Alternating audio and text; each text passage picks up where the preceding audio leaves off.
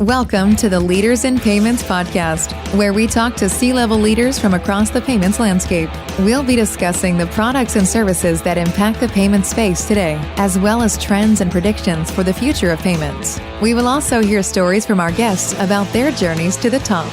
In mid-December, we launched the Digital Interbank Network, something that Tassat is sponsoring. That's going to be a member bank-owned network that enables banks to, once they're enabled with our core technologies and our IP protocols, they can begin to send monies to different banks in the network that are AML, KYC compliant. So we're pretty excited about this. This is something that CEOs at banks told us they see as a big need in the marketplace. And one other thing I would add is we are blockchain, but we're a closed permission-based blockchain. We're not a public blockchain. Most banks prefer to sort of extend a network effect, if you would, from a closed permission-based perspective from regulatory considerations as they're exploiting this new technology capability.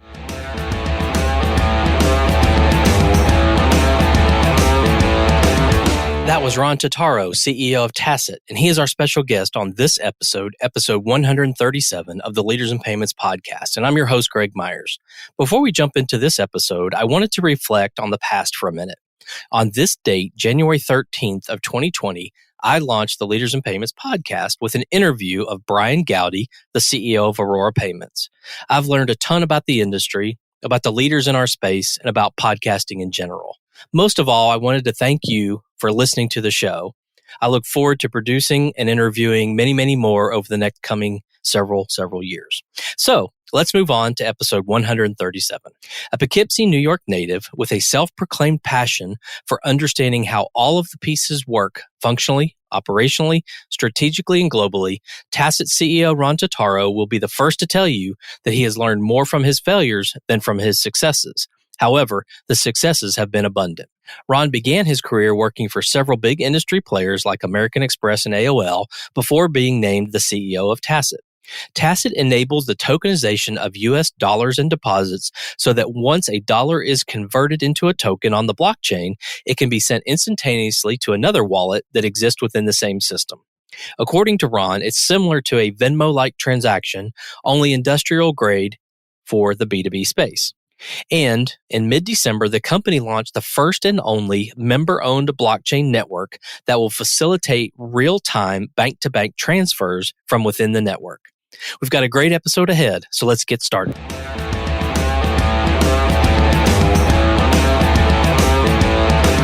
Hi, Ron. Thank you for being here, and welcome to the Leaders in Payments podcast.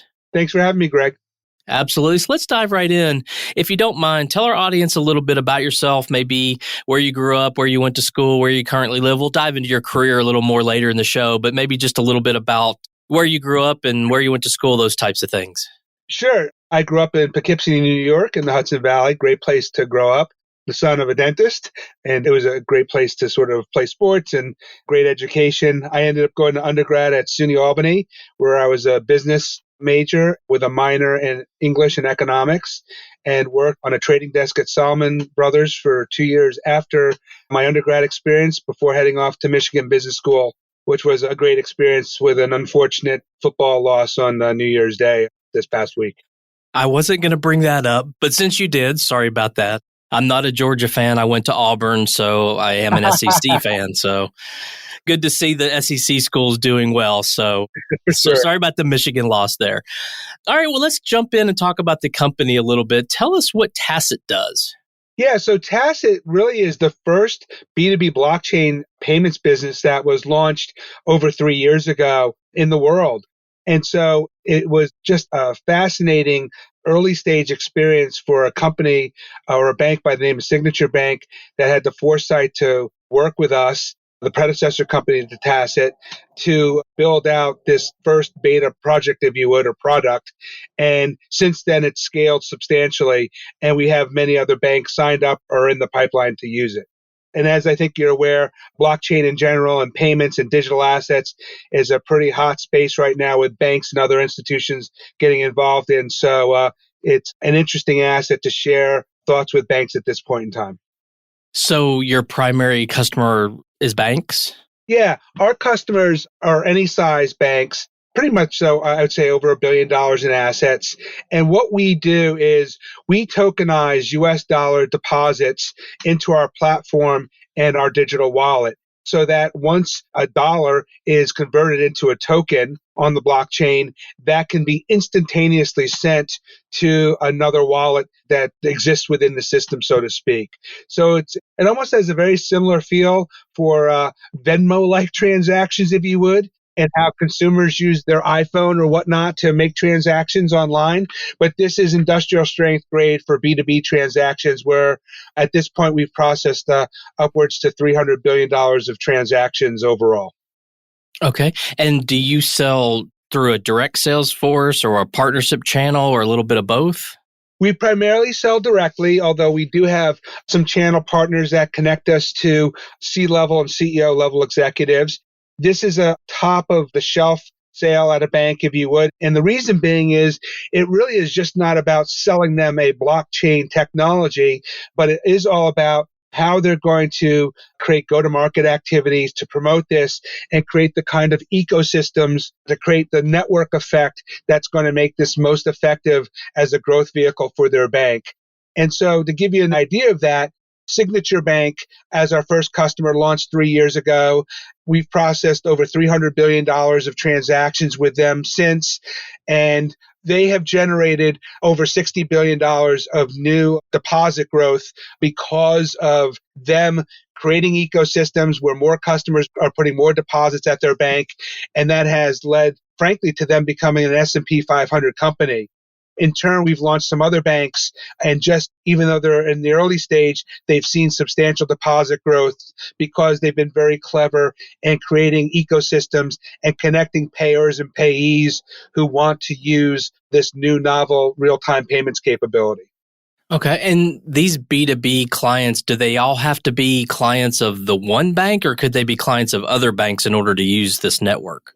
Yeah, that's a great question. So Tassat Pay is the platform we sell, and that consists of the platform and the wallet and the user experience, both from a UI and an API perspective, whereby each individual bank has the capability now to tokenize US dollars into that digital wallet that I alluded to. So our goal has been over the last year is to sign up 10, 20 plus banks as fast as we can for that capability. In mid-December, we launched the Digital Interbank Network, something that Tassat is sponsoring. That's going to be a member bank-owned network that enables banks to, once they're enabled with our core technologies and our IP protocols, they can begin to send monies to different banks in the network that are AML, KYC compliant. So we're pretty excited about this. This is something that CEOs at banks told us they see as a big need in the marketplace. And one other thing I would add is we are blockchain, but we're a closed permission-based blockchain. We're not a public blockchain. Most banks prefer to sort of extend a network effect, if you would, from a closed permission-based perspective from regulatory considerations as they're exploiting this new technology capability. Okay. Do you see the larger, like really large, maybe top 5 banks, do they try to build this on their own, or do they still look for solutions like you have? Yeah, that's a great question. I've had a chance to speak to over 100 banks in the last year, and it's been fascinating to hear the journey that they're on in upgrading their payments capabilities and knowing that it's become really table stakes for any banks to have a world-class payments capability if you want to attract and retain SMB and larger B2B size customers. So yes, when you look at large money center banks, they certainly have a proclivity to want to build it their own. They have access to, they're well capitalized. They can hire lots of technologists, and they tend to want to build it themselves, right? For their own large scale network that they already have in place. What we found interesting is a lot of the early adopters tend to be banks, community banks, regional banks, even super regional banks who don't necessarily want to spend millions of dollars from an R&D perspective building one capability around B2B payments. And that's assuming they had a world-class blockchain development team like we do at Tassat and the rest of the capabilities we have in building this capability out over the last 3 years. So what we do offer is a turnkey, very cost-effective way for any bank, but that's more attractive even to smaller banks that don't have all those resources I alluded to start them up in a very cost-effective, de-risked manner to start this journey. Okay. And what is the business model? Do you charge transaction fees, or is it more like a SaaS model? How do you charge customers? Yes, it's a combination. So we run on Google Cloud infrastructure. In fact, in October, we won the Google Cloud Innovation Award. We were thrilled to get that recognition from our partners at Google, given the innovation that we're doing in the industry.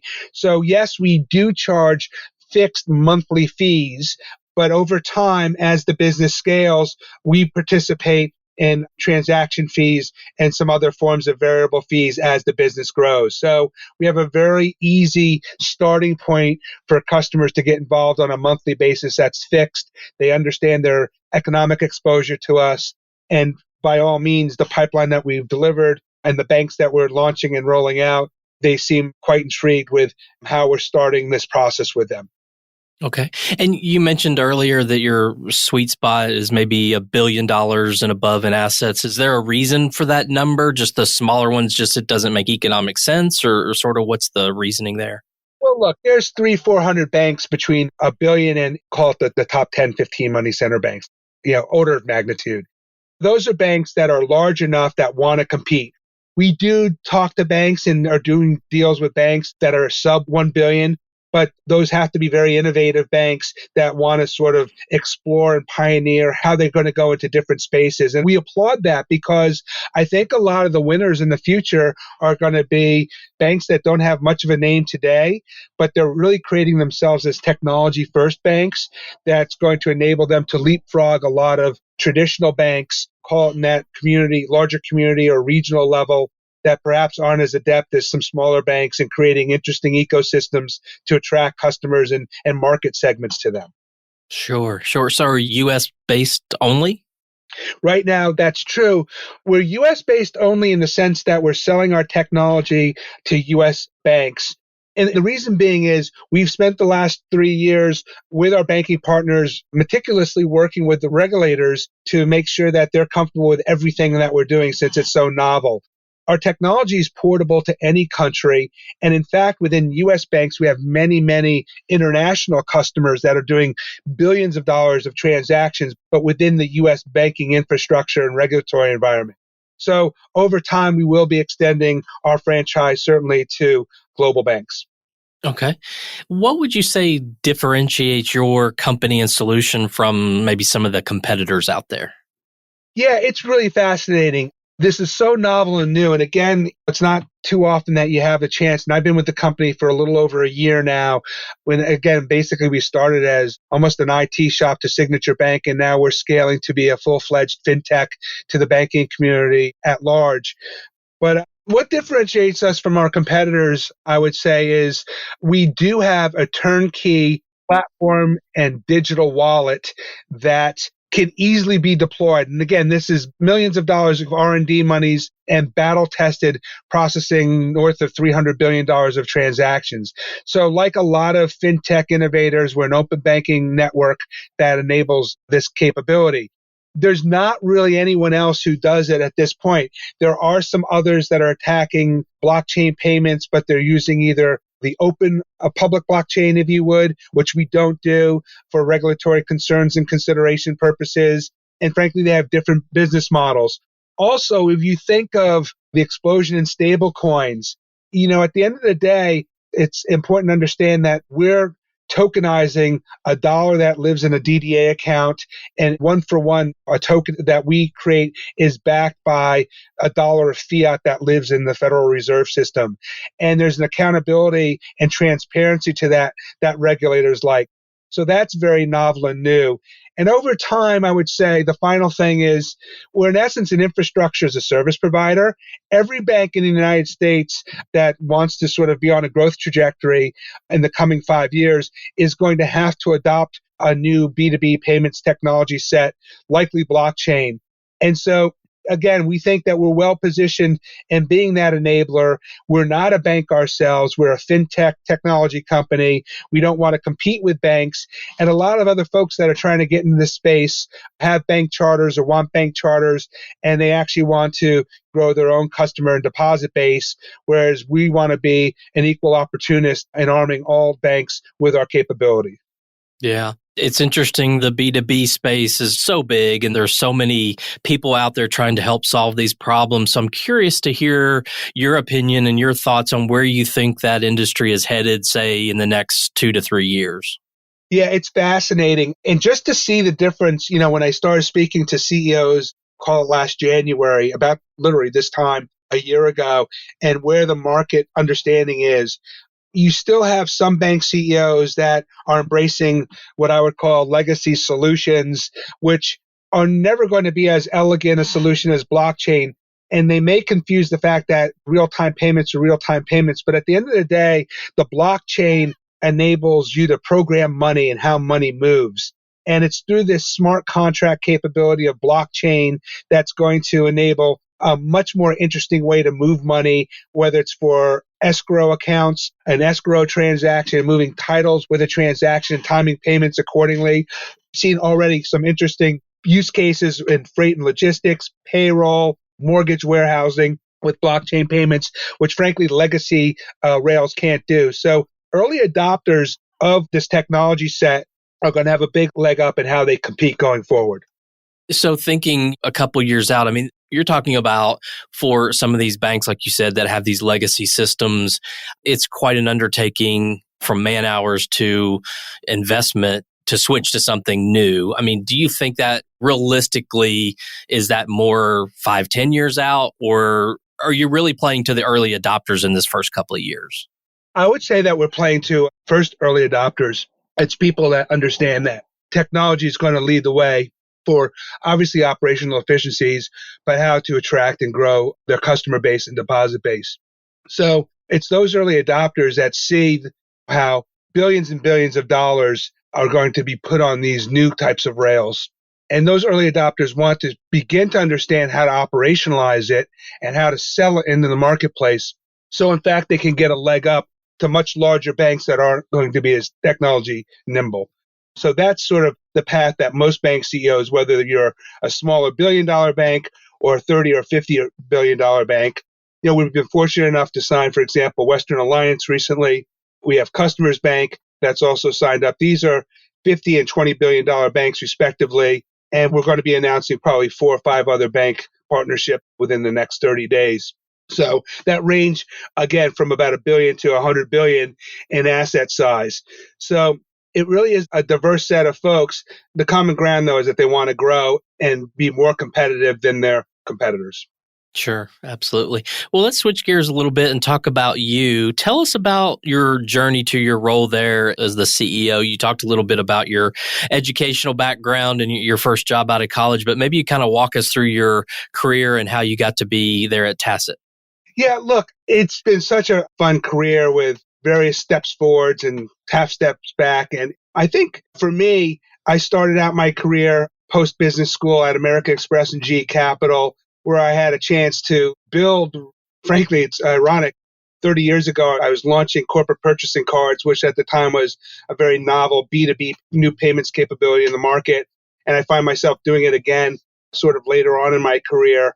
But what was great at American Express and GE Capital is that I had a chance to build platforms, launch an industry around corporate purchasing cards, and then play a role buying 30 banks and specialty finance companies for GE company overseas.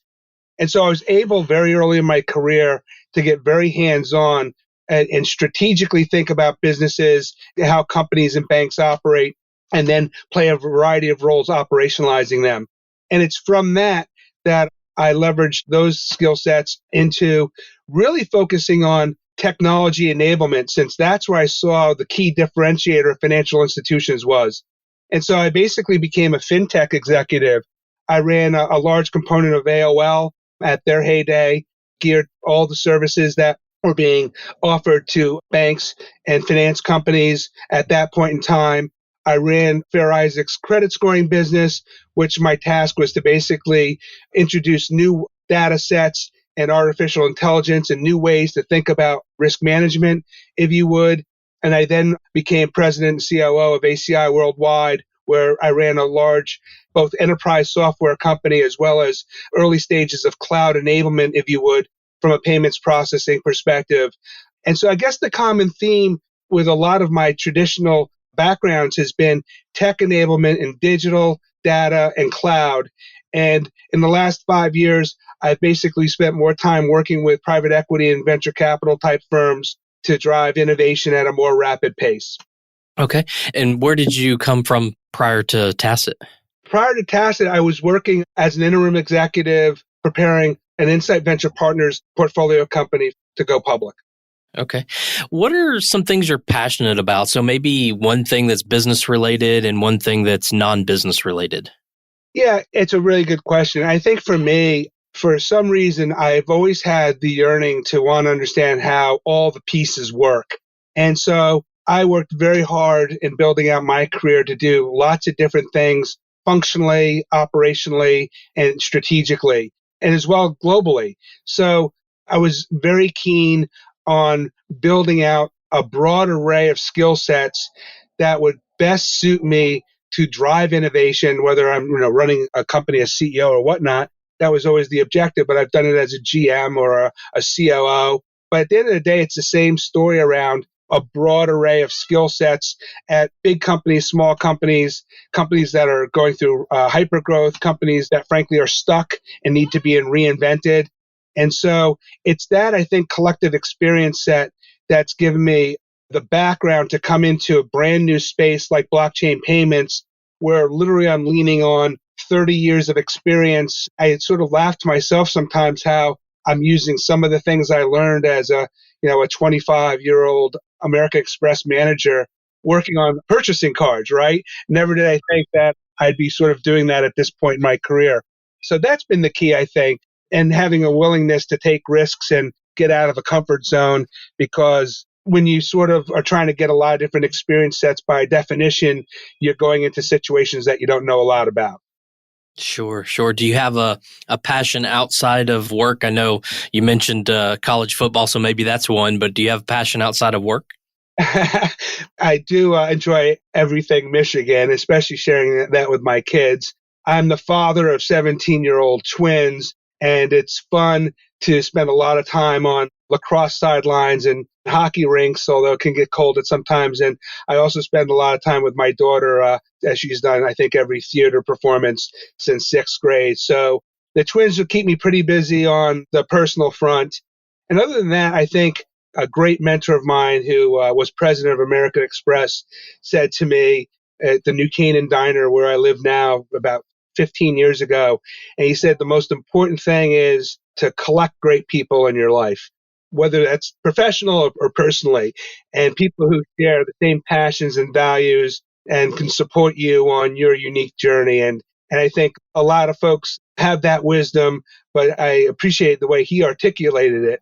And so that's what I try to do as I stay connected professionally and personally with individuals. Great. I think that's a great segue into our last question. So when I started in payments, the word fintech didn't even exist. And there really, I kind of fell into the industry and haven't been able to get out of it since. But people today, they come out of college and they see fintech and payments as a hot, sexy industry to be in that's taking in tons of investment money. And obviously with the Squares and the Stripes and some of the really cool companies to work for that are out there, people are really looking at payments or fintech to build a career. So I'm curious what your advice would be to someone coming out of college. What would you tell them to do if they wanted to go into fintech? What would you tell them to do to be successful? Yeah, I'm a little biased because when I graduated from Michigan Business School, to your point, there was no fintech. Every newly minted MBA went to work for a Fortune 100 company typically, or maybe a couple went to investment banking or McKinsey. I chose American Express. I think there's a couple things here. I think it is important for people younger in their career to try to get grounded at an institution that's known for beginning to groom talent. so many folks and I've built 50 organizations. And as I've gone through that process, I come across a lot of younger people who, unfortunately, at times have not gotten trained in an appropriate way or have worked in environments that promote what I think are the hallmarks of any great company. That's transparency, accountability, collaboration, teamwork, just to name a few. And so you need to work in a culture that you can learn from, that you can then carry forward, because that will be the foundation for future leadership skills that I think you have. And the other advice I would give to folks, whether you desire to work at bigger companies or more entrepreneurial companies, I find working at much smaller companies now extraordinarily rewarding because it allows me to put all of my skill sets to work. And frankly, if you do it right, there's certainly more financial upside for you, perhaps working in a VC or private equity environment. But putting that aside, I think people need to push boundaries. I always felt the need to reinvent myself and take risks. And these are things I teach my children. And I certainly teach people that I work in. It's taking controlled risks where you shouldn't be worried about failing. And when you do, it's okay, because the learnings from that are going to be insurmountable. And you tend to learn, and it's the old adage, you tend to learn more from your failures versus your successes, which I found as true as well. So I know some of this sounds like motherhood and apple pie, but it really is, I think, the success to my career and how I've been able to consistently be able to build businesses, create the right cultures, and drive value for customers, employees, and investors. Great. Well, we've covered your career. We've covered the company, the industry as a whole. Is there anything else you wanted to add before we wrap up? Look, I applaud this podcast and Gleaning Insights. I appreciate the opportunity to share a little bit about my professional background and sort of my journey. And like I said, it's a fascinating time to be, whether you call it fintech or just technology in general. There's so many avenues and ways to participate in it. And I encourage everyone.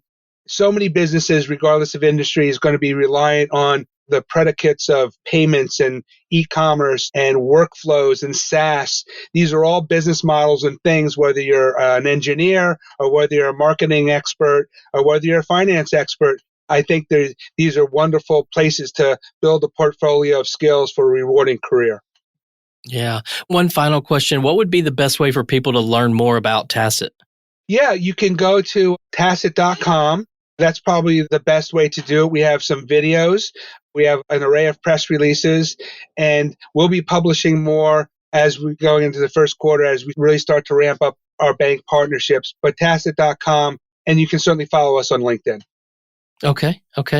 Well, Ron, I appreciate your time. I know you're very busy, so thank you so much for being on the show today. Greg, thanks so much again. To all you listeners out there, I thank you for your time as well. And until the next story. Thank you for joining us this week on the Leaders in Payments podcast. Make sure you visit our website at leadersinpayments.com, where you can subscribe to the show and where you'll find our show notes. If you enjoyed listening, please share on your social channels as well.